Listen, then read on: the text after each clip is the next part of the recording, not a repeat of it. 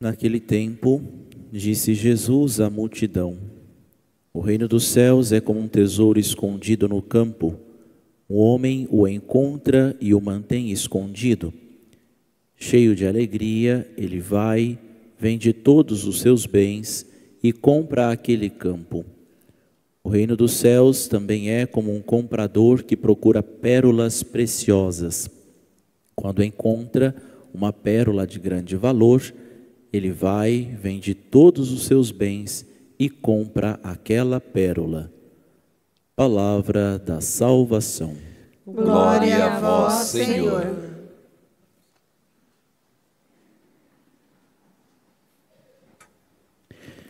Caríssimos irmãos e irmãs, estamos já há alguns dias, umas semanas na verdade, escutando o evangelista Mateus, e nos últimos dias o capítulo 13 deste evangelho.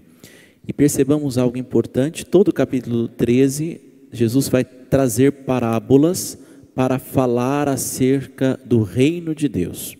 Então ele vai fazendo comparações. Com que podemos comparar o reino de Deus? O reino de Deus é semelhante a um semeador que saiu para semear, e um pouco das sementes caiu em terreno pedregoso, outro tanto caiu pelo caminho, outro tanto de semente caiu em terreno espinhoso, com espinheiros, e outro tanto em terreno bom.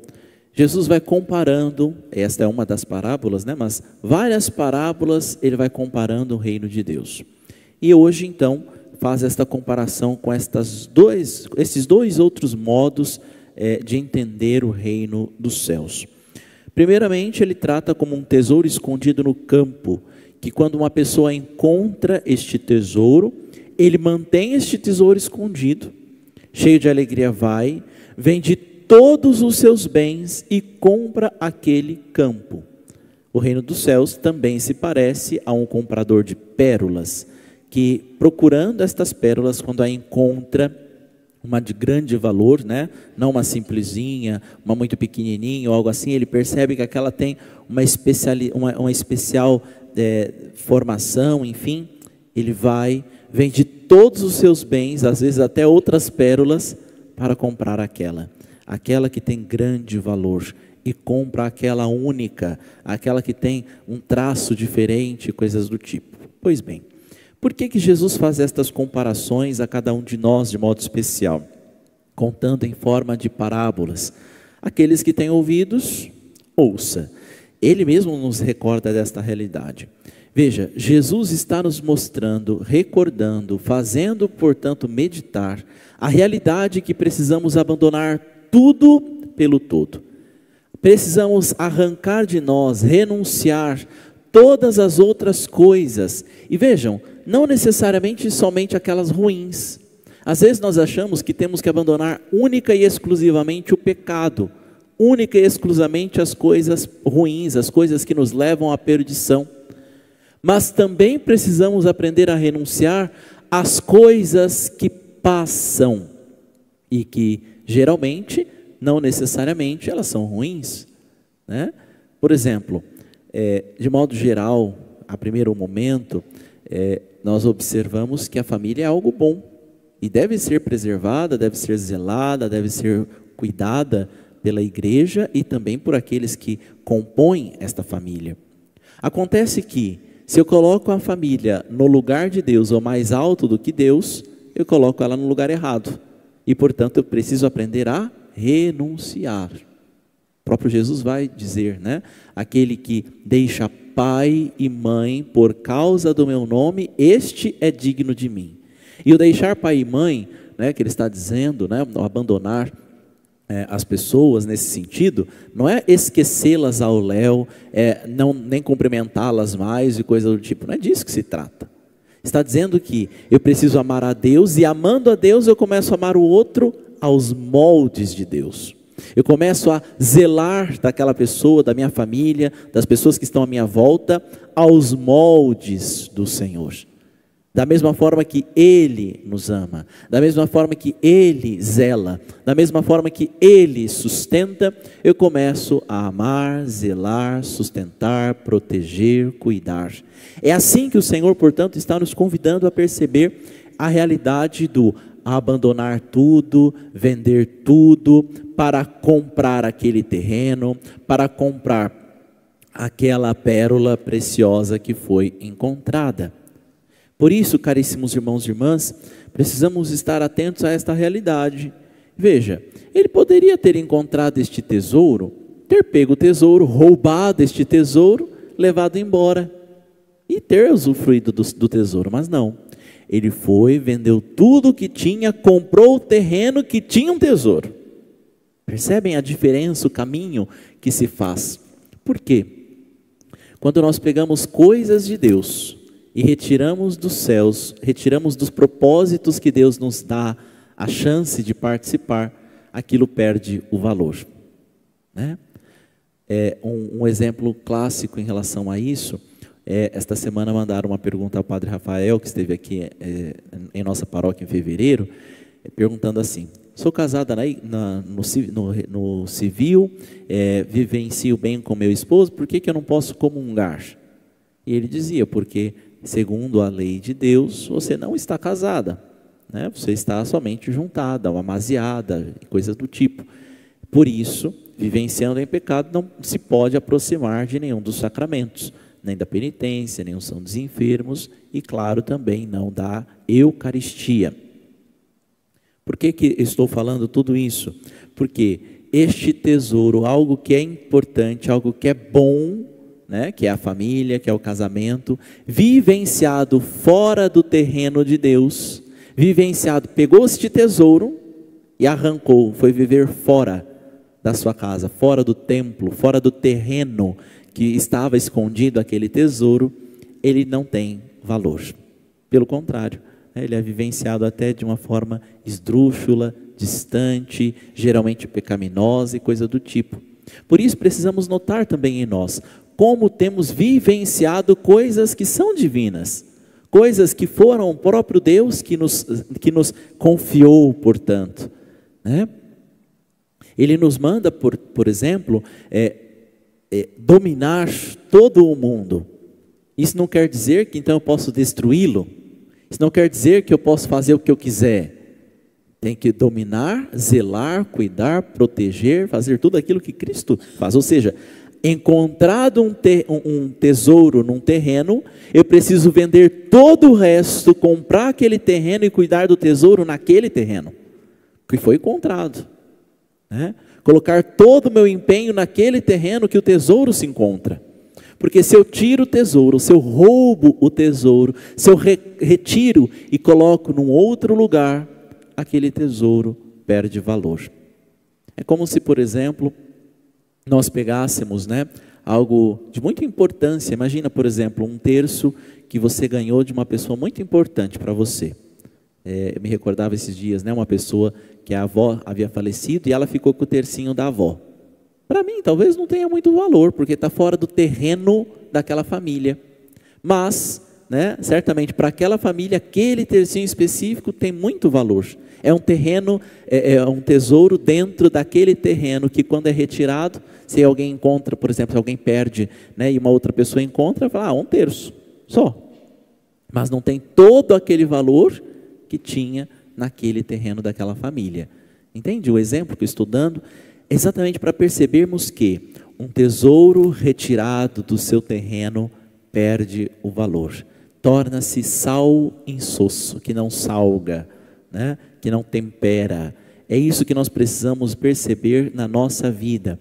Se nós não permitimos, se nós não deixamos que o Senhor faça a obra na nossa vida, se nós não encontrarmos o tesouro neste terreno e permanecermos neste terreno, abandonarmos, renunciarmos, vendermos tudo que tem neste mundo para, portanto, comprar este tesouro que aí se encontra, de nada vale, né?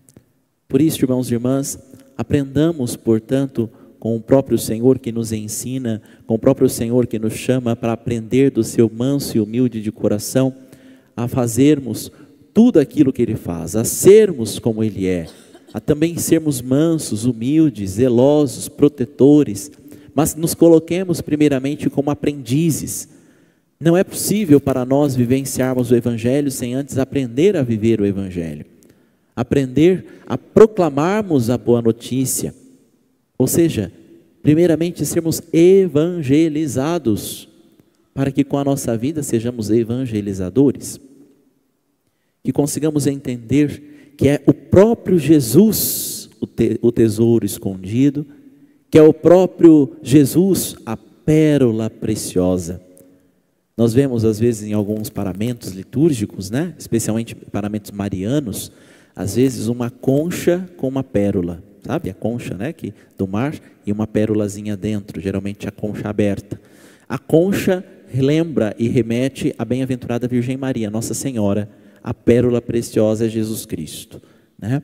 E nós vemos exatamente esta realidade. Então entendermos que às vezes nós precisamos nos lançar neste mar aberto, nos lançar em águas mais profundas, para encontrarmos primeiramente, e queremos encontrar a pérola, mas para isso precisamos encontrar primeiramente a concha, né, que está escondida, esta pérola preciosa. Por isso Nossa Senhora é aquela que nos conduz inteiramente a Jesus, né? Ela não traz nada para ela, mas para que a gente encontre Jesus, se faz importante e necessário o auxílio, a intercessão de Maria. Peçamos hoje, de modo especial, além da intercessão de Nossa Senhora, a intercessão também de São José, para que eles que protegeram, que foram estas duas abas da concha, que protegeram a pérola preciosa que é Jesus Cristo, né? Que conseguindo nos aproximar também deles, eles nos protejam, zelem, guardem, mas também conduzam-nos ao seu Filho Jesus Cristo. Vamos pedir a intercessão de São José particularmente, rezando juntos a ladainha de São José.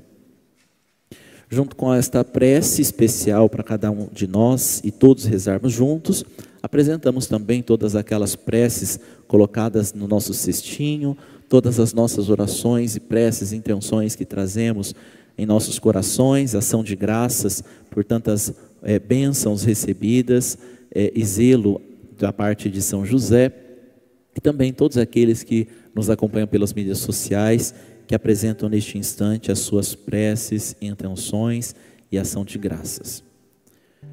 Senhor, tende piedade de nós. Senhor, tende piedade de nós. Jesus Cristo, tende piedade de nós. Jesus Cristo, tende piedade de nós. Senhor, tende piedade de nós.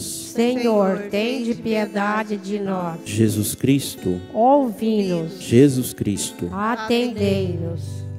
Deus Pai dos céus, tende piedade de nós. Deus Filho Redentor do mundo, tende piedade de nós. Deus Espírito Santo, tende piedade de nós. Santíssima Trindade, que sois um só Deus, tende piedade de nós. Santa Maria, rogai por nós. São José, rogai por nós. Ilustre Filho de Davi, rogai por nós. Luz dos patriarcas, rogai por nós. Esposo da Mãe de Deus, rogai por nós. Casto guarda da Virgem, rogai por nós. Sustentador do Filho de Deus, rogai por nós. Zeloso defensor de Jesus Cristo, rogai por nós. Chefe da Sagrada Família, rogai por nós. José Justíssimo, rogai por nós. José Castíssimo, rogai por nós. José Prudentíssimo,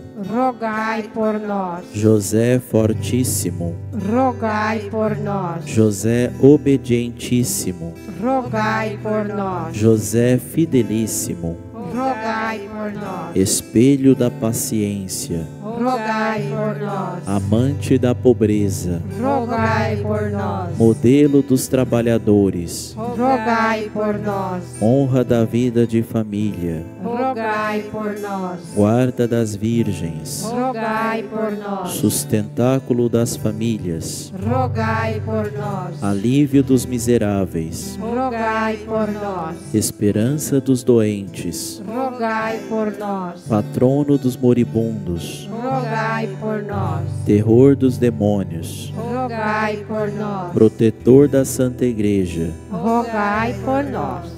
Cordeiro de Deus que tirais o pecado do mundo, perdoai-nos, Senhor. Cordeiro de Deus que tirais o pecado do mundo, ouvi-nos, Senhor. Cordeiro de Deus que tirais o pecado do mundo, tende tende piedade de nós. Ele constituiu-o senhor de sua casa. Ele fez-o príncipe de todos os seus bens. Oremos. Ó Deus, que por inefável providência vos dignastes escolher a São José por esposo de vossa Mãe Santíssima, concedei-nos, vô-lo pedimos, que mereçamos ter por intercessor no céu aquele que veneramos na terra como protetor. Vós que viveis e reinais por todos os séculos dos séculos. Amém. Oh, meu glorioso São José, As vossas maiores aflições e tribulações não vos valeu o anjo do Senhor. Valei-me, São José. Ó meu glorioso São José, as vossas maiores aflições e tribulações não vos valeu o anjo do Senhor. Valei-me, São José. Valei-me, São José, tornai possíveis as coisas impossíveis. Valei-me, São José, tornai possíveis as coisas impossíveis. Valei-me, São José. Valei-me, São José. Ó meu glorioso São José, nas vossas maiores aflições e tribulações, não vos valeu o anjo do Senhor? Valei-me, São José. São José, tornai possíveis As coisas impossíveis na minha vida.